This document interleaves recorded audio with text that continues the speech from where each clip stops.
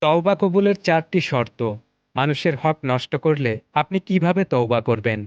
রাসূলুল্লাহ সাল্লাল্লাহু আলাইহি ওয়াসাল্লাম একবার সাহাবীদের জিজ্ঞেস করেছিলেন, "তোমরা কি জানো নিঃস্ব ব্যক্তি কে?" সাহাবীরা বললেন, "যার কাছে টাকা-পয়সা ও সম্পদ নেই।" তখন তিনি বললেন, "আমার উম্মতের মাঝে নিঃস্ব ব্যক্তি হলো সে, যে কিয়ামতের দিন নামাজ, রোজা ও যাকাত নিয়ে আসবে। কিন্তু সে কাউকে গালি দিয়েছে, কাউকে অপবাদ দিয়েছে, কারো সম্পদ খেয়েছে, কারো রক্ত ঝরিয়েছে, কাউকে প্রহার করেছে। ফলে তার নেকিগুলো তাদের মাঝে বন্টন করে দেওয়া হবে। আর নেকি শেষ হয়ে গেলে তাদের গুনহা তার উপর চাপিয়ে দেওয়া হবে। এরপর তাকে জাহান্নামে নিক্ষেপ করা হবে।" এই হাদিস আমাদের জন্য এক ভয়ঙ্কর সতর্কবার্তা। মানুষ ভুল করে, কখনো জেনে, কখনো না জেনে অন্যের অধিকার নষ্ট করে ফেলে। কিন্তু ইসলামের সৌন্দর্য হল আল্লাহ তাওবার দরজা খোলা রেখেছেন। তবে মানুষের হক বা হক্কুল ইবাদ নষ্ট করার ক্ষেত্রে শুধু মুখে আস্তাগফিরুল্লাহ বললেই দায়িত্ব শেষ হয়ে যায় না। কারণ আল্লাহ তার নিজের হক চাইলেই ক্ষমা করে দিতে পারেন, কিন্তু বান্দার হক বান্দাকেই ফিরিয়ে দিতে হবে। পাপ যদি আল্লাহর হক সংক্রান্ত হয় এবং তাতে মানুষের হকের সম্পৃক্ততা না থাকে, তবে এক্ষেত্রে তওবা কবুলের জন্য ৩টি শর্ত রয়েছে। ১. কাজটি ছেড়ে দেওয়া। ২. তার জন্য অনুতপ্ত হওয়া। এবং ৩. ভবিষ্যতে কখনো না করার দৃঢ় সংকল্প করা। এই ৩ শর্তে কোনো একটি পূরণ না হলে তওবা সঠিক হয় না। আর পাপ যদি বান্দার হক সংক্রান্ত হয়, তাহলে তওবা করার জন্য আপনাকে ৪টি শর্ত মেনে নিতে হবে। ১. পাপের অভ্যাস ত্যাগ করা। যে পাপ থেকে তওবা করা হবে, প্রথমে সে কাজটি ছাড়তে হবে। যেমন নামাজ না পড়ার পাপ থেকে তওবা করতে হলে প্রথমে নামাজ পড়া শুরু করে দিতে হবে। পাপ না ছেড়ে তওবা করলে সেই তওবার কোনো সার্থকতা নেই। পাপ করতে থাকলাম, আবার তওবাও করলাম, এটা একটা তামাশা। বরং এটাও এক গুরুতর পাপ। কেননা তওবা করা মানে আল্লাহর দিক ফিরে যাওয়া, যা পাপ কর্ম ছেড়ে দিয়েই করতে হয়। নয়তো তা এক ধরনের ধৃষ্টতা। এটা মানে সে পাপকে প্রকৃতপক্ষে কোনো অপরাধীই মনে করে না। এরূপ তওবার জন্য নতুন করে তওবা করা উচিত।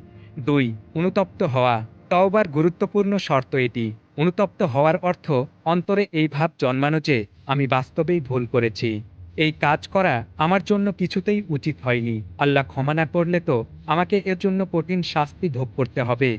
অন্তরে এই অনুভূতি জন্মালে তবেই সে তওবা খাঁটি তওবা হয় এবং প্রমাণ হয় যে সে খাঁটি মনে তওবা করেছে। তওবা যেহেতু একটি আমল, তা কবুল হওয়ার জন্যও খাঁটি মন থাকা জরুরি। নয়তো এটা একটা লোক দেখানো হয়। আল্লাহ তাআলার কাছে যার কোনো মূল্য নেই। মহানবী সাল্লাল্লাহু আলাইহি ওয়াসাল্লাম বলেছেন, অনুতপ্ত হওয়াই তওবা। ৩. ভবিষ্যতে না করার অঙ্গীকার।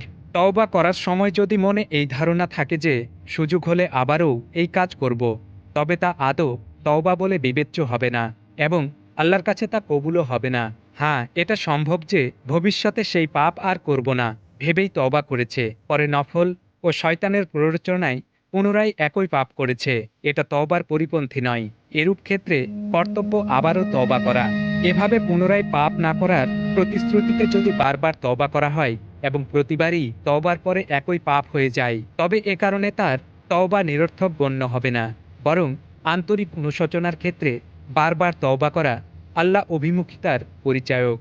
৪. অন্যের হক থেকে দায়মুক্তি।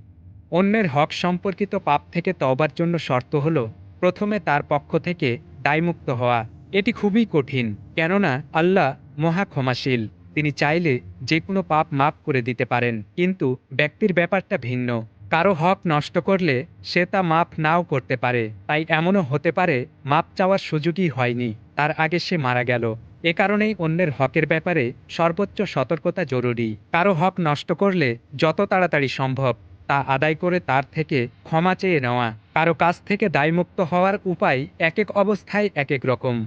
১. অর্থ সম্পদ জাতীয় হক নষ্ট করলে তা থেকে ফেরত দিতে হবে। পাওনাদার মারা গেলে তার ওয়ারিসদের হাতে পৌঁছে দিতে হবে।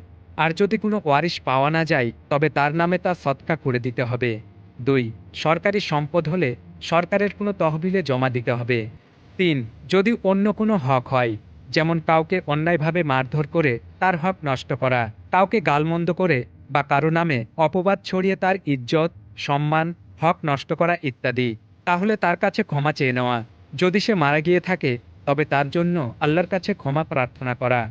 আল্লাহ আমাদের সবাইকে সত্যিকার তওবা করার এবং মানুষের হক আদায় করার তাওফিক দান করুন।